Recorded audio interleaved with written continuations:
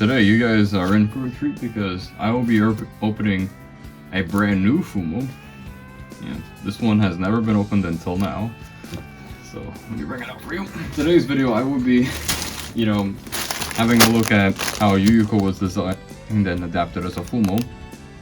But I'm actually gonna show off two Yuyukos.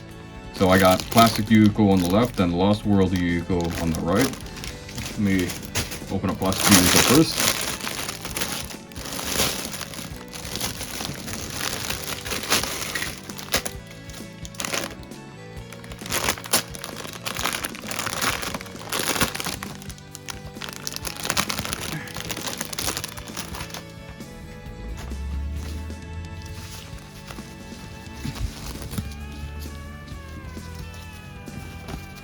Look at that.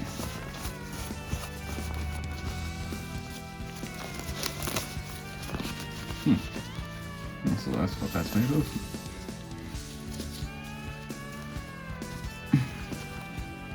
Yep, her head is definitely removable.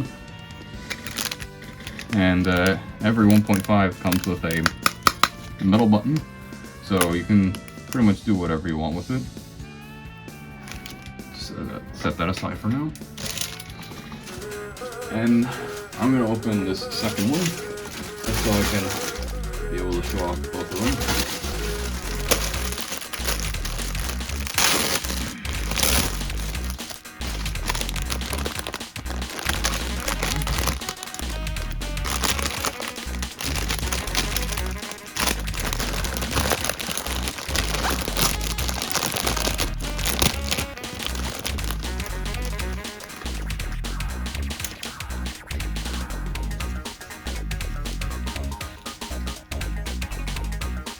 This one, the hat's also removable on this one.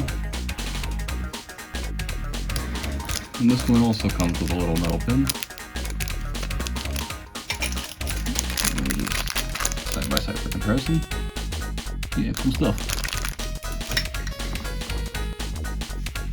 Alright, Yuyuko Sagyu, or Sagyo, however it's pronounced, Yuyuko. She was introduced in Toho 7 Perfect Cherry Blossom back in 2003 as the main antagonist. She made her sword instructor slash gardener, Yomo Kampaku, find a way to make the Sagyo Akachi bloom to resurrect corpses buried beneath it.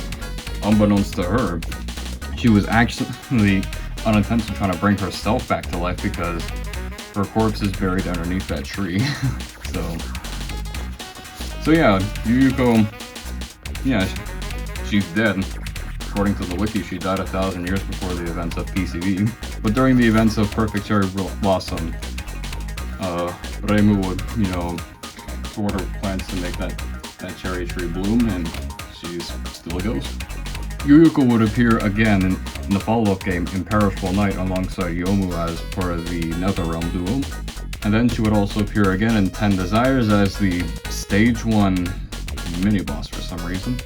Many are led to believe that Yuyuko is a complete airhead.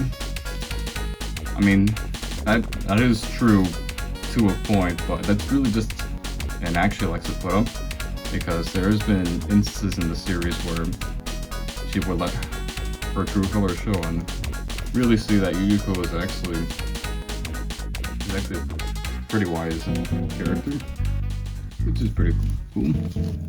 Obviously, classic Yuyuko here is based on her appearances in the mainline games, and this is a different take on the character from the mobile game Toho Lost World. I used to think it was Lost World for some reason because I got that Sonic the Hedgehog brain rot.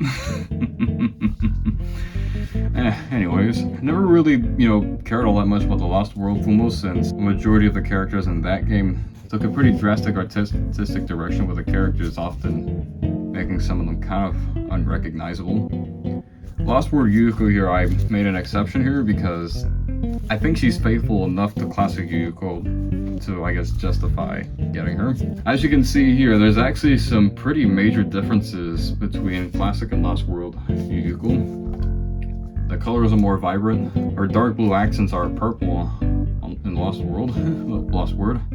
Her expression is obviously different.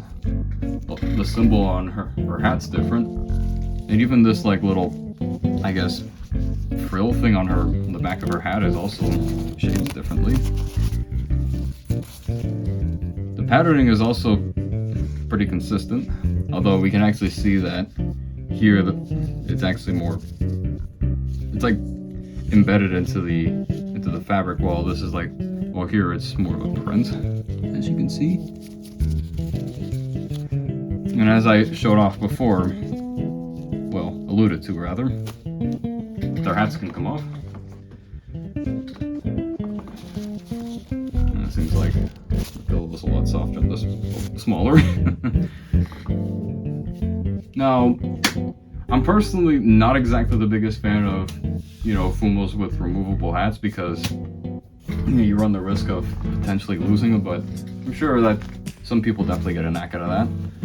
I mean, after all, I mean, these are still marketed as, I guess, children's toys to some degree, with, I guess, collector-like qualities about them. So that's definitely something to think about. Oh, shit! Even the construction of the dress is actually a little bit different between both, because as you can see here, Lost World Yuyuko, her dress wraps around her legs like Mei Ling, but it clearly doesn't with classic Yuyuko. So yeah, that's definitely kind of interesting. Overall, Yuyuko is awesome, so is the Fumo, and it is pretty interesting seeing just how flexible these character designs can be, because when you really like have a look at Toho character design throughout history, you can even see that plenty of the reoccurring characters, they don't really stick to any sort of consistent design.